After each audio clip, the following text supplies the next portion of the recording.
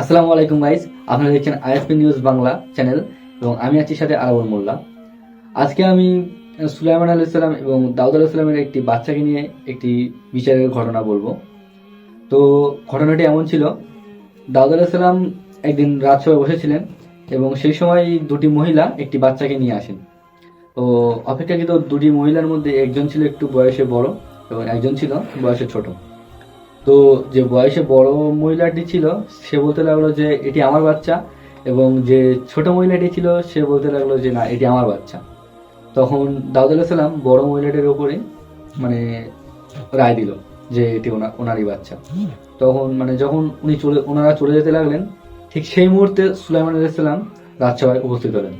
তো তিনি জিজ্ঞাসা করলেন যে আমার বাবা কি রায় দিয়েছেন। তো ওনারা পুরো ঘটনাটি বলল।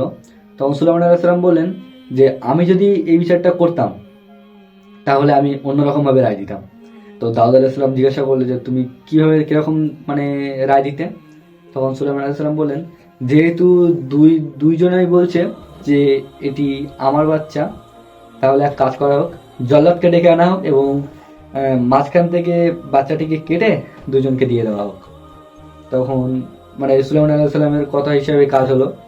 তো জল্লাদকে যখন ডেকে আনা হলো কাটতে যাবেন, বাচ্চাটিকে মাঝখান দিয়ে কাটতে যাবেন, তখন অপেক্ষাকৃত যে অল্প বয়স্ক মহিলাটি ছিল উনি চিৎকার মেরে উঠলেন যে না, এটি আমার বাচ্চা না, এটি ওই বয়স্ক মহিলাটারই বাচ্চা, আমি মিথ্যে বলেছি, এটা আমার বাচ্চা না।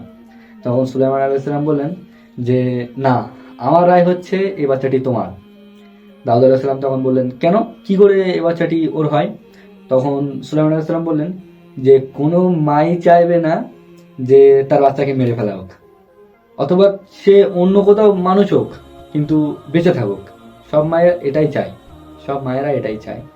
তো সুলাইমান আলাইহিস সালামের এই কথাটির থেকে দাউদ আলাইহিস সালাম অনেক খুশি হন এবং তিনি বলেন যে হ্যাঁ, তুমি ঠিক বলেছো, অতঃপর আমি আমার বিচারের রায়টাকে উইথড্র করছি এবং তুমি যে কথাটা বলেছো এটার উপরেই রায় ভিত্তিক হবে।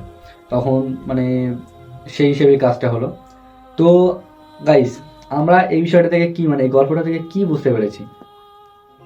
এই গল্পটা থেকে আমরা কি বুঝতে পেরেছি যে বয়সে বড় হলেই যে বিচারের রায় সবসময় ঠিক দেবে এটা কিন্তু না। যে বয়সে বড় হয়েছি বলেই যে বিচারের রায়টা ঠিক দিয়েছে এটা না। অল্প বয়স্ক ছোট ছোট বাচ্চারাও কিন্তু মাঝে মাঝে ঠিক কথা বলে। আমার কাছে এটাই আমার এটাই বলা উচিত যে সব বড় মানুষরা যে একদম সঠিক কথা বলে এটা কিন্তু না। কখনো কখনো বাচ্চাদের কথা একটু শুনে দেখবেন, হয়তো আল্লাহ আপনার নসিব খুলে দিতে পারেন। তো আমার এইটুকুই বলার ছিল। যদি ভিডিওটা ভালো লেগে থাকে, আমার এই কথাগুলো যদি ভালো লেগে থাকে, তাহলে তোমার বন্ধুদের কাছে, আত্মীয়র কাছে শেয়ার করবেন।